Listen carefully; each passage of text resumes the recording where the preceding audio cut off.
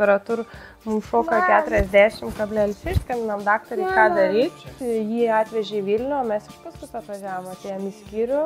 16 dienų buvo, nes čia buvo paryčiai, atėjo daktarė pasakė, limfoblastinė leukemija 78, man atrodo, procentų kraujyje tas ligas įrado.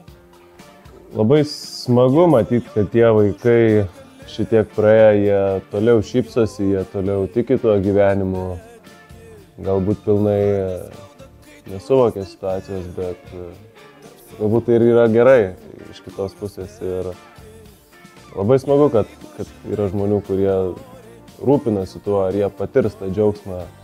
Tai labai smagu ateiti, pamatyti juos, pasidžiaugti su jais, pamatyti tas šypsenas, supras, kad jis tikrai dabar vaikiškai šiuo metu džiaugiasi, ar tai dovanos jam sukėlė tą džiaugsmą, ar tai kažkoks žmogaus pasirodymas, bet jis šypsojas tą dieną. Nu, čia tėti, kai išgirdo pirmą kartą dainą, įsirašė į mašiną ir vesdavo į darželį, ir 2 savaitės non-stop ėjo tą dainą, ir tie vaikai jau aš vežu darželį, jau man reikia jums ten 3 ar 4 dainą, ir jie dainuoja, gal susėdė. Man visada smagu išgirsti, kaip vaikai dainuoja tą dainą, ir yra dar net pačiam sunku patikėti, kad turiu sukūręs kažkokį kūrinį, kuris jau liečia žmonės, ir tas tiek šokiruoja, tiek stebina kiekvieną kartą. Tai labai yra šilta ir smagu yra, kad atranda jis ir panašumų su savim, pažiūrėjęs mano vaikystės tą dainos klipą Prisimink, sako jisai čia, aš esu tam klipe, beveik kaip aš. Pusės yra turto Nintendo, ir jisai, iš tikrųjų nėra čia mums labai ką veikti, nes ir telefonus įsivežė, ir kompiuterį, ir televizorių, žaidimų kambarys nelabai įdomu, jam jau atsibodė.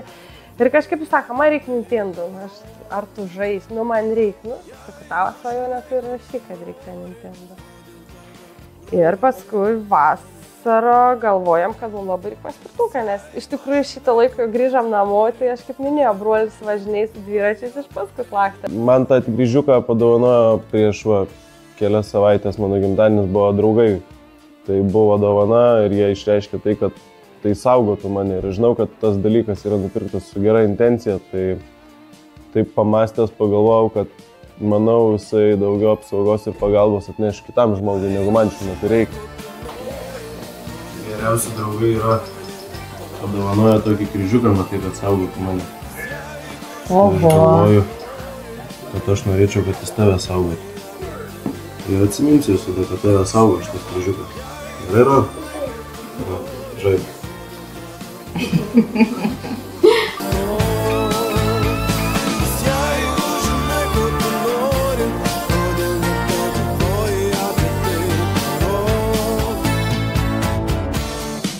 Ačiū, kad esate su mumis. Kartu tampame viena komanda ir kūrėme stebuklus.